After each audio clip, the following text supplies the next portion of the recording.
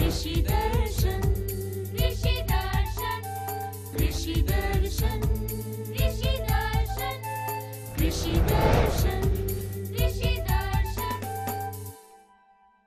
किसान भाई बहनों को झुमकी बहन का जोहार और साथ ही साथ गंदरू भाई की तरफ से भी किसान भाइयों को नमस्कार। कृषि दर्शन कार्यक्रम में आप सभी किसान भाई बहनों का स्वागत है। तो हम कृषि समाचार अपने दर्शकों को दिखला दें। बिल्कुल, तो किसान भाइयों आइए देखते हैं कृषि समाचार। नमस्कार, कृषि समाचार में आपका स्वागत है। आपके साथ मैं हूं पूजा।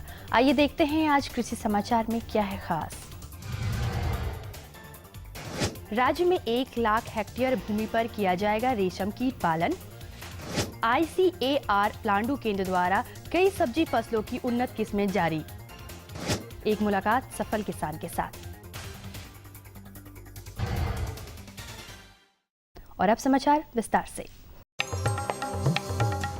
झारखंड में 1 लाख हेक्टेयर भूमि पर रेशम कीट पालन किया जाएगा। इसके लिए झारखंड राज्य जल छाजन मिशन, राज्य आजीविका मिशन, झारखंड जनजातीय विकास कार्यक्रम और राष्ट्रीय बागवानी मिशन जैसी संस्थाएं साथ मिलकर काम करेंगी।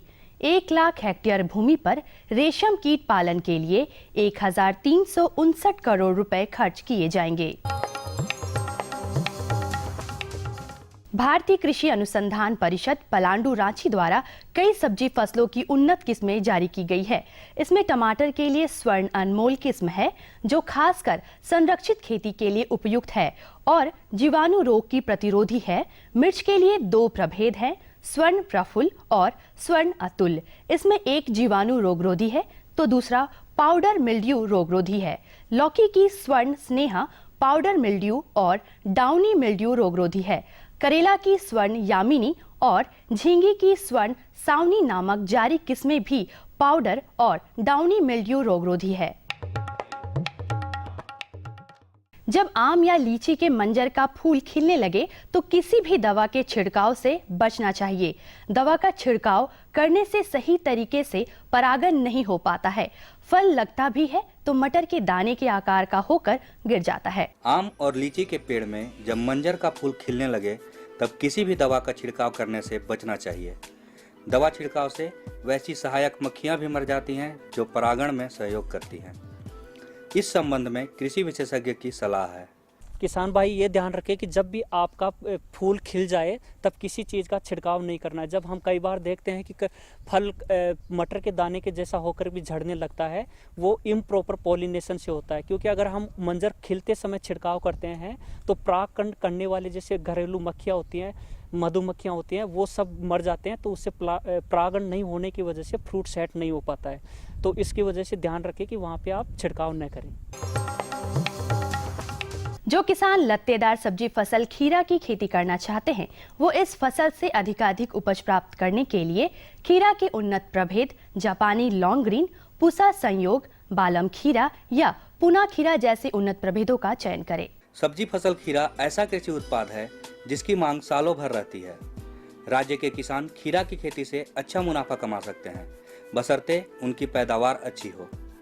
इस दृष्टिकोण से कृषक बंधु अधिकाधिक उपज देने में सक्षम खीरा के उन्नत प्रभेद जापानी लॉन्ग ग्रीन, पूसा संजोग, बालम खीरा या पूना खीरा लगाएं।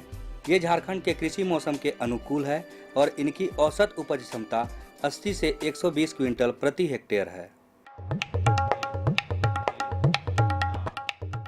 ट्रैक्टर चालित मिट्टी पलट हल एक प्राथमिक भू परिष्करण यंत्र है।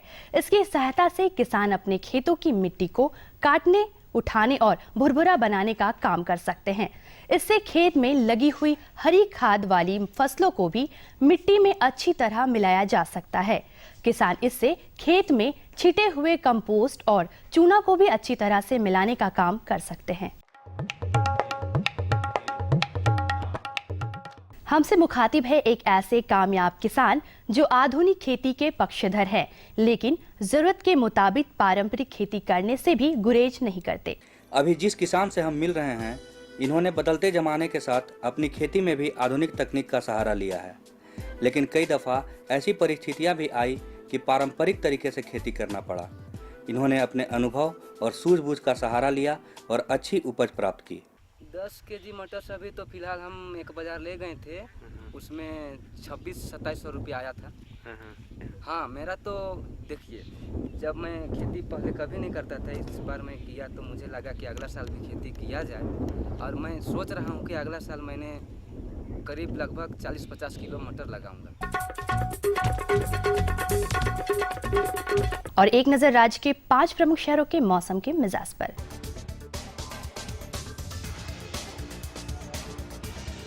आज राज्य के 5 प्रमुख नगरों के अधिकतम और न्यूनतम तापमान कुछ इस प्रकार दर्ज किए गए। रांची का अधिकतम तापमान 33 डिग्री सेल्सियस और न्यूनतम 16 डिग्री सेल्सियस। जमशेदपुर का अधिकतम तापमान 35 डिग्री सेल्सियस और न्यूनतम 23 डिग्री सेल्सियस। मेदिनीनगर का अधिकतम तापमान 34 डिग्री सेल्सियस और न्यूनतम 17 डिग्री सेल्सियस। देवघर का अधिकतम तापमान 36 डिग्री सेल्सियस और न्यूनतम 22 डिग्री सेल्सियस। वहीं धनबाद का अधिकतम तापमान 37 डिग्री सेल्सियस और न्यूनतम 23 डिग्री सेल्सियस दर्ज किया गया।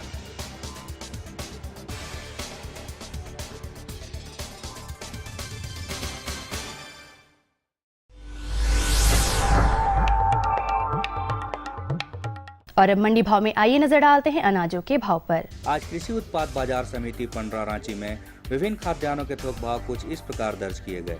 चावल मोटा 1950 रुपए से 2150 रुपए, चावल मध्यम 2450 रुपए से 2550 रुपए, चावल उत्तम 3400 रुपए से 3800 रुपए, गेहूं 1750 रुपए से 1850 रुपए, चना 3400 रुपए से 3500 रुपए, दाल अरहर 5500 रुपए से 6400 रुपए, दाल मसूर 4500 रुपए से 5000 रुपए, दाल चना 3800 रुपए से 4000 रुपए, सरसों तेल 8800 रुपए से 9200 रुपए, चीनी 3000 रुपए से 3100 रुपए, आलू 700 रुपए से 800 रुपए और प्याज 900 रुपए से 1000 रुपए प्रति क्विंटल रहा।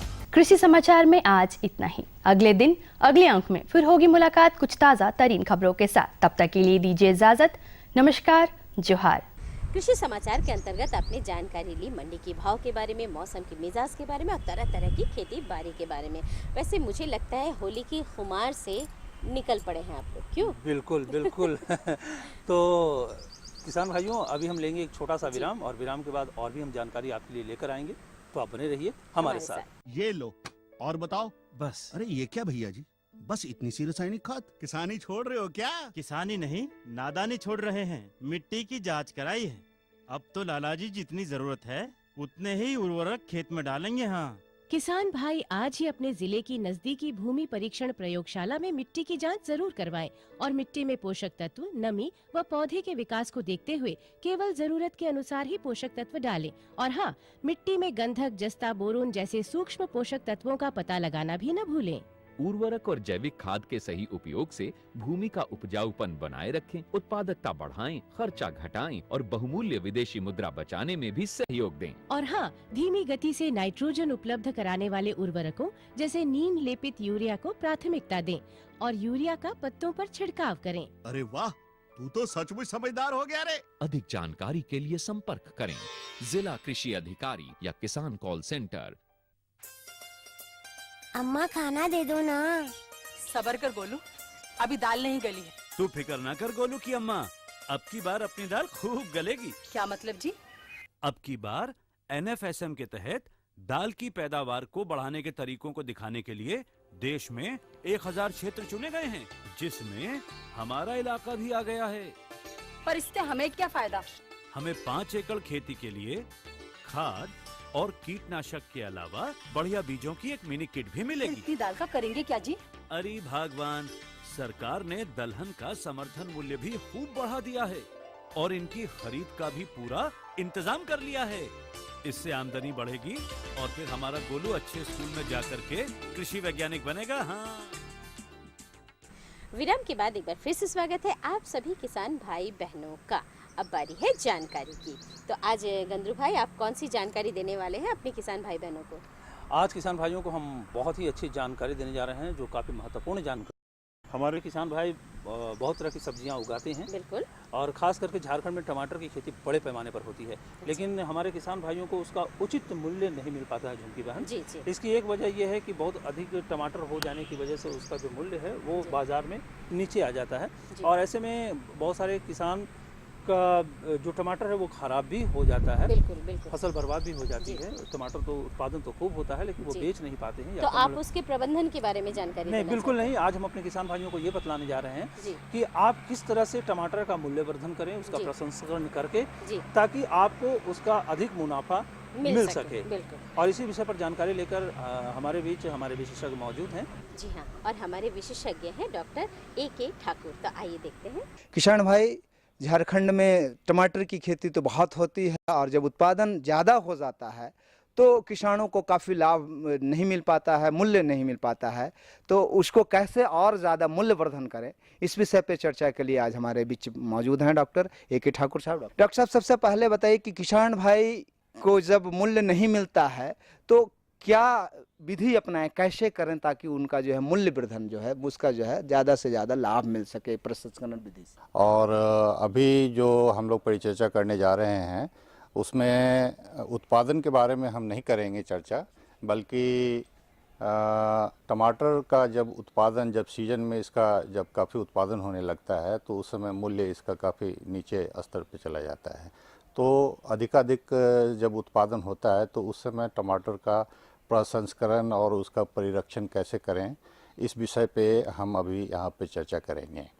टमाटर के जैसे टमाटर से हम बहुत सारा उत्पाद बना सकते हैं। सब्जियों में अगर आप देखें तो टमाटर ही ऐसा हमारा सब्जी है जिसका लगभग 50% उत्पादन का 50% प्रसंस्करण में जाता है, और इससे जो सबसे ज़्यादा उत्पाद बनाया जाता है, उत्पाद हम इसलिए बनाते हैं कि उत्पाद बनाने के बाद हम उसका परिरक्षण कर सकें, उसका लंबे समय तक उसका उपयोग कर सकें। तो इसका जो उत्पाद हम बनाते हैं उसमें सबसे ज़्यादा प्रचलन में टोमेटो का सॉस है या केचप है, ये सबसे ज़्यादा प्रचलन में चला आ रहा है, जिसे हम ग्रामीण भाषा में, आम भाषा में हम उसको टमाटर का चटनी भी कह सकते हैं। तो ये सबसे ज़्यादा बनता है। इसके अलावा टमाटर का प्यूरी भी बनाते हैं। प्यूरी बना के हम इसको प्रिजर्व करके इसको रखते हैं। जब इसका ऑफ सीजन रहता है, टमाटर का जब उत्पादन का समय नहीं रहता है, तो उस समय हम उसका इस्तेमाल करते हैं। और आजकल जिस तरह से लिविंग स्टाइल, रहन सहन और शहरों में जिस तरह का रहन सहन होता जा रहा है, उसमें प्रसंस्कृत खाद्य पदार्थ का उपयोग धीरे धीरे बढ़ता जा रहा है। तो आज का जो परिचर्चा का विषय यही है कि जैसे टमाटर से हम सॉस कैसे बनाएं, उसका पल्प से प्यूरी कैसे बनाएं, और इससे हम सूखा हुआ उत्पाद भी बना सकते हैं। जैसे टमाटर को सुखा के और उसका पाउडर बना के हम उसको परिरक्षित कर सकते हैं, उसको रख सकते हैं। उसका हम सूप में या सब्जियों में मतलब जब सीजन नहीं रहता है उस समय उसका उपयोग कर सकते हैं। तो ये टमाटर जो सिलेक्शन जैसे जो जिससे हम प्रसंस्करण करते हैं, वो टमाटर की वैरायटी बहुत सारा है। एक तो जिसमें ज़्यादा जूस होता है, और एक कुछ ऐसे वैरायटी होते हैं जिसमें जूस कम होता है, पल्प ज़्यादा होता है, गूदा ज़्यादा होता है। तो वैसे गूदा वाला टमाटर का ही चयन करना चाहिए प्रसंस्करण के लिए। वैसे टमाटर का चयन करके, जैसे हमारे हाथ में एक टमाटर अभी यहाँ पे है, ये इसको प्लम टोमेटो कहते हैं। इसमें जूस की मात्रा कम है, गूदा की मात्रा सबसे ज़्यादा है। तो ये ऐसा जो आपका वैरायटी है टमाटर का, वो प्रसंस्करण के लिए उपयोग होता है। तो ऐसे टमाटर को सिलेक्ट करना चाहिए। और जो विधि है इसका बहुत ही सामान्य साधारण विधि है। हम घर के घरेलू स्तर पर भी इसको बना सकते हैं, और बाज़ार के व्यावसायिक रूप में भी इसका बहुत सारा उत्पादन हो रहा है। तो इसको बनाने की जो विधि है उसमें ये है कि ये टमाटर है, इसको हम 4 टुकड़ा काट देते हैं। काटने के बाद मतलब साफ़ सफाई करने के बाद इसको 4 टुकड़ा काट देना है। काटने के बाद जो है हम इसको उबालते हैं। जैसे घर में अगर प्रेशर कुकर है आपके पास, तो प्रेशर कुकर में इसको डाल दीजिए बिना पानी का, 4 टुकड़ा करके। जैसे 1 किलो टमाटर का हम मान लीजिए सॉस बना रहे हैं, तो 4 टुकड़ा इसको काट के उसमें डाल दीजिए, और 1 सीटी बजने तक मतलब उसकी स्टीम कर देना है, पका देना है। पकाने के बाद उसको निकालना है कुकर से निकालने के बाद उसको थोड़ा ठंडा होने दीजिए। ठंडा होने के बाद उसको जैसे मिक्सी ग्राइंडर होता है घर में जो हम इस्तेमाल करते हैं, उसमें उसको ग्राइंड कर दीजिए, मतलब चर्ण कर दीजिए। चर्ण करने के बाद पल्प और छिलका और बीज ये सब अलग हो जाएगा। उसके बाद उसको एक महीन छलनी में हम उसको छान लेते हैं। छानने के बाद जब देखेंगे आप छानेंगे तो सारा पल्प जो है सो नीचे आ जाएगा और बीज, छिलका और जो कुछ भी उसका जो मोटे आइटम है वो सब छलनी में उससे अलग हो जाएगा। अब जो नीचे हमारा पल्प मिल गया, गूदा मिल गया है, उस गूदा को कढ़ाई के में पकाना है। उसको तब तक पकाना है कि लगभग उसका 50% जो पानी है उसमें जूस जो पानी है वो निकल जाए। इसको तकनीकी भाषा में हम इसको ऐसे कह सकते हैं कि जो टोटल सॉल्युबल सॉलिड्स होते हैं उसमें वो जो इंस्ट्रूमेंट होता है नापने का वो 20 डिग्री ब्रिक्स के लगभग 20-22 डिग्री ब्रिक्स के लगभग वो आ जाना चाहिए। तो इतना बनाने के बाद, पकाने के बाद हम उसमें फिर कुछ परिरक्षक यानी प्रिजर्वेटिव मिलाते हैं। परिरक्षक के रूप में जैसे सोडियम बेंजोएट का प्रयोग करते हैं। तो 1 किलोग्राम अगर पल्प है हमारा तो उसमें 1 ग्राम सोडियम बेंजोएट का इस्तेमाल करेंगे। और सिरका, जिसको विनेगर बोलते हैं, सिरका आम भाषा बाज़ार में बहुत सब साधारण रूप में सब उपलब्ध है, उस सिरका का प्रयोग करते हैं। और कुछ मसाला, इसमें एक चीज़ जैसे मैंने बताना रह गया कि जिस समय हम पल्प को पकाते हैं उस समय थोड़ा सा प्याज, लहसुन और अदरक का भी प्रयोग करते हैं। कुकर के साथ ही पका दीजिए और साथ में जब उसको ग्राइंड करेंगे तो वो सब उसमें ग्राइंड हो जाता है। किसान भाइयों, आशा करते हैं कि डॉक्टर साहब के बातों पर अगर आप अमल करते हैं तो ज़्यादा से ज़्यादा मूल्य वर्धन कर सकते हैं। इसी शब्दों के साथ डॉक्टर साहब को धन्यवाद इसका। और किसान भाइयों नमस्कार। अरे क्या बुदना? अरे जोहार भौजी, जोहार जोहार जोहार जोहार। क्या हाल चाल है? बड़ा अकेले बैठे हुए एकदम पेड़ के नीचे। हाँ ठीक है जून। आज आए नहीं आप? हम लोगों को आना पड़ा। माने नहीं किया जाने का, इसीलिए नहीं आए। क्या हुआ है? कोई समस्या है का? हाँ, समस्या यही है जून की हम इस बार लत्तेदार सब्जी लगाए थे और सब जानते हैं कीड़ा खा के एकदम तबाह कर दिया है। एकदम बहुत देखभाल नहीं किए होंगे आप। हाँ नहीं किए, ऐसा बोलते। देखभाल तो पूरा किए थे जून, मगर कीड़े इतना लग गया ना। देखो बुदना, जो समस्या तुम्हारे साथ है कई किसान भाइयों के सामने यही समस्या आती है। उनके फसल बर्बाद हो जाते हैं और जो सब्जियां लगाते हैं वो लत्तेदार सब्जियां लगाते हैं, उससे उनको उतना उत्पादन नहीं मिल पाता है जुम की बहन। तो आज हम अपने किसान भाइयों को भी ये बात बता दें कि किस तरह से उसकी देखभाल करनी है लत्तेदार सब्जियों की। बिल्कुल। आज हम आपसे बात कर रहे हैं लत्तेदार सब्जियों के बारे में और आज आपसे चर्चा करेंगे लत्तेदार सब्जियों की सामयिक देखभाल के बारे में, जिसकी अधिक जानकारी देने के लिए हमारे साथ हैं विशेषज्ञ धनंजय सर। सर, हमारे किसान भाई को बताइए कि लत्तेदार सब्जियों में कौन कौन से सब्जियां आती हैं। किसान भाइयों, लत्तेदार सब्जी में जैसे खीरा है, झींगी है, नेनुआ है, करेला है, लौकी है, कोहड़ा है, खरबूज है, तरबूज है, ककड़ी है और एक परवल है। मतलब इतने तरह के सब्जी जो है वो लत्तेदार सब्जियों के वर्ग में आते हैं। तो जो हमारे किसान भाई अभी लत्तेदार सब्जियों जो अभी के मौसम में लगाए होंगे, उनकी हमारे किसान भाई कैसे देखभाल करेंगे? किसान भाइयों, जो अगर आप अपने खेत में लत्तेदार सब्जियों का बीज बुआई या रोपाई कर चुके हैं और पौधा अगर आपका निकल चुका है तो उसमें जो है 2-3 बातों को विशेष रूप से ध्यान देना चाहिए। पहला तो है कि उसका निकाई गुड़ाई समय से हो। दूसरा है कि खाद एवं उर्वरक का अगर प्रयोग कर रहे हैं तो संतुलित मात्रा में करें।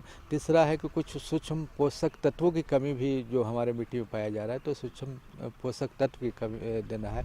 साथ साथ सबसे बड़ा समस्या अभी जो लत्तेदार सब्जी में आता है, एक लाल रंग का कीट है जिसे गांव में भगजोगनी बोलते हैं और ऐसे रेड पम्पकिन बीटल बोलते हैं। तो लाल रंग का कीट जैसे ही आपको मतलब पत्ती निकलेगा और वह पत्ती को खाना शुरू कर देता है, तो उसका नियंत्रण जरूरी है। अगर शुरुआत में अगर उसका नियंत्रण आप नहीं करेंगे तो होता क्या है कि आपका शुरुआत में ही पत्ती को खा जाता है और पौधा का विकास नहीं होता, पौधा मर जाता है। तो उसके रोकथाम के लिए है कि आपके घर में जो राख है, लकड़ी का या गोईठा का जो भी राख है, उसमें चाहे तो मिट्टी तेल थोड़ा सा मिला दें या सेबिन नामक दवा को मिला करके और पत्ते पर अगर भुरकाव करते रहेंगे तो उससे जो है उस कीट का नियंत्रण हो जाएगा। हमारे किसान भाई को बताइए कि ऐसी कोई रोग या और कीट है जो लत्तेदार सब्जियों को हानि पहुंचाती है, क्षति पहुंचाती है? किसान भाइयों, जैसे कि एक तो हम लाल वाले कीट के बारे में बोले, दूसरा कीट अभी जैसे कि गर्मी के मौसम में थ्रिप्स जो है, जो पत्ती के नीचे आता है, रस चूसता है, तो थ्रिप्स आता है। और वो थ्रिप्स के आने पर जो है पत्ती जो है हरापन से जो है थोड़ा सा भूरा रंग उसका परिवर्तन होने लगता है, पौधा का विकास रुक जाता है। तो थ्रिप्स कीट आप पत्ती के नीचे देखेंगे तो मतलब कीड़ा दिखाई पड़ेगा। तो उसके नियंत्रण के लिए जो है आप कन्फिडोर नामक दवा आधा ml प्रति लीटर पानी में मिला करके, या एक तारा नामक दवा 1 ग्राम दवा 3 लीटर पानी में मिला करके अगर 8 से 10 दिनों के अंतराल पर अगर आप छिड़काव करेंगे तो आपका जो है इस कीट से नियंत्रण हो जाएगा। उसके साथ साथ किसान भाई आपको एक चीज़ और ध्यान देना है कि जब भी आप छिड़काव करें तो लत्तीदार सब्जी में या कोई भी सब्जी में जब छिड़काव करते हैं तो छिड़काव का समय दोपहर बाद होना चाहिए। प्रथम मतलब सुबह नहीं होना चाहिए, क्योंकि होता क्या, जब आपके खेत में फूल आना, पौधा में फूल आना प्रारंभ होता है तो उस समय खेत में मधुमक्खी है, भौरा आपके खेत में आता है और परागण करता है और उससे आपका उपज बढ़ता है। तो अगर आप सुबह आप छिड़काव करेंगे तो आपके खेत से जो है मधुमक्खी है और भौरा जो है भाग जाएगा और आपका परागण नहीं होगा, तो उपज कम होगा। इसलिए जब भी आप छिड़काव करें तो आप 2 बजे 3 बजे के बाद करें, जिससे कि आपका रोग एवं कीट का नियंत्रण हो, साथ साथ परागण भी हो। विशेषज्ञ सर, जैसे कि हम देख रहे हैं कि अभी गर्मी का मौसम आ चुका है और बीच बीच में हल्की बारिश भी हो जा रही है, तो हमारे किसान भाइयों को सिंचाई की क्या योजना बनानी चाहिए? जैसे अभी तो जो भी फसल लगा हुआ है उसमें लत्तीदार सब्जी में, और जिस तरह का अभी मौसम चल रहा है तो नमी करीब करीब खेत में भरपूर है, लेकिन गर्मा फसल में जो है आपको नमी बना रहना चाहिए। अगर नमी कम होगा तो जो है, जैसे कि खीरा की बात करें कि खीरा में अगर नमी कम होगा तो आपका खीरा का फल जो है तीखा होने लगेगा। तो अभी तो आपको फलन का समय नहीं होगा, अभी जो है पौधे के विकास का समय है, तो नमी बना करके रखना है। दूसरा जो है खेत का निकाई गुड़ाई करके साफ़ सुथरा रखना है। तीसरा, गर्मी के दिनों में जैसे कि आप मल्चिंग भी कर सकते हैं। आप हमारे खेत में देख रहे होंगे कि हमारे यहाँ प्लास्टिक मल्चिंग किया हुआ है। तो जो किसान भाई के पास अगर टपक सिंचाई का सुविधा है तो टपक सिंचाई में क्या है कि हम रोज़ जो है 10 से 15 मिनट 20 मिनट पानी चलाते हैं, और जब हम प्लास्टिक मल्चिंग कर देते हैं तो मल्चिंग करने से क्या है कि पानी का नमी बना हुआ रहता है। दूसरा जो है घास के समस्या का समाधान हो जाता है, करीब 80 से 90% जो है घास का समाधान हो जाता है। तो जब हम नमी बना लेते हैं और घास का समस्या का समाधान कर देते हैं तो उत्पादन जो है हमारा 1.5 से 2 गुना बढ़ जाता है। तो जो भी किसान भाई टपक सिंचाई का प्रयोग अगर कर रहे हैं तो टपक सिंचाई के साथ अगर प्लास्टिक मल्चिंग का प्रयोग करेंगे तो उनका उत्पादन जो है बढ़ जाएगा, और साथ ही साथ जो लेबर कॉस्ट लगता है, मतलब खेत में घास सफाई और निकाई में जो पैसा लगता है वह पैसा भी बच जाएगा। जब आप अपने खेत में प्लास्टिक मल्चिंग की बात की तो हम आपके खेत में देख रहे हैं कि कुछ पीली पॉलीथीन भी लगी हुई है, प्लास्टिक डंडे में खड़े हैं, उसका क्या उपयोग है सर? बहुत अच्छा प्रश्न किए, और किसान भाइयों इसके ऊपर आप लोग को जागरूक होना है। जो आप हमारे खेत में देख रहे हैं, पीछे की बांस के खुट्टी में प्लास्टिक का एक थैला लटका हुआ है, और उसमें जो है एक चिपचिपा पदार्थ करके आता है, नोयू सीड्स कंपनी का क्रॉप गार्ड करके बोलते हैं। तो क्रॉप गार्ड 1 एकड़ के लिए 720 रुपया लगता है, और 50 प्लास्टिक और आधा लीटर उसमें जो चिपकने वाला जेल रहता है वो रहता है।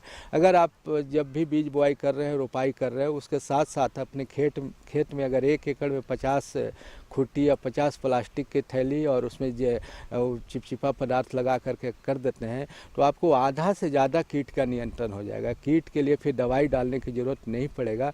जो वयस्क कीट है वो वहाँ पर आएगा, पीला रंग में आकर्षित होगा, और उसमें आने के बाद वह चिपक जाएगा, चिपक करके मर जाएगा, तो उससे जनसंख्या कम हो जाएगा। उसके साथ साथ अगर किसान भाई के पास क्रॉप गार्ड नहीं है, उपलब्ध नहीं है, तो अपने खेत में जो है कोई भी पीला रंग का पीला बोर्ड या नीला बोर्ड, पीला बोर्ड, इस तरह का कुछ बोर्ड बना करके, छोटा छोटा बोर्ड बना करके, या आपके पास जो कूट हो, लकड़ी मतलब मोटा वाला कूट जो आता है, या लकड़ी का कोई तख्ती हो, उसको भी पीला और ब्लू रंग के पेंट करके, और उसमें जो पारदर्शी ग्रीस आता है, जो ट्रांसपेरेंट ग्रीस आता है, अगर उसको हम लगा देते हैं और अपने खेत में लटका देते हैं तो आधा से ज़्यादा वयस्क कीट जो है वहाँ पर आकर के फंसेगा और फंसने के बाद मर जाएगा। तो उससे क्या होगा कि आपको कम से कम दवा का प्रयोग करके और आपका उत्पादन ज़्यादा से ज़्यादा मिलेगा। हाँ, तो किसान भाइयों, आपने देखा कि आप अगर पीली पॉलीथीन अपने खेत में लगाते हैं और उसमें कुछ चिपचिपा पदार्थ देते हैं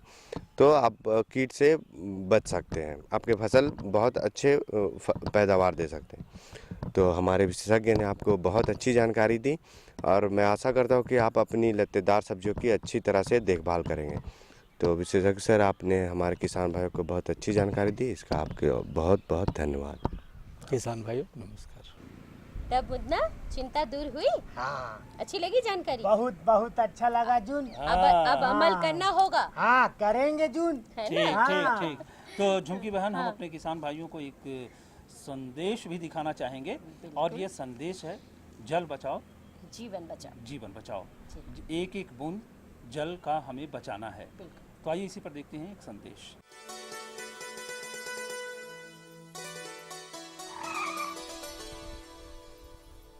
1 लीटर में 90 किलोमीटर का माइलेज है। वाह भैया, पेट्रोल तो बचा रहे हो, लेकिन पानी के बारे में क्या सोचा है? अरे सामू, पानी के पैसे से ही तो गाड़ी खरीदी है।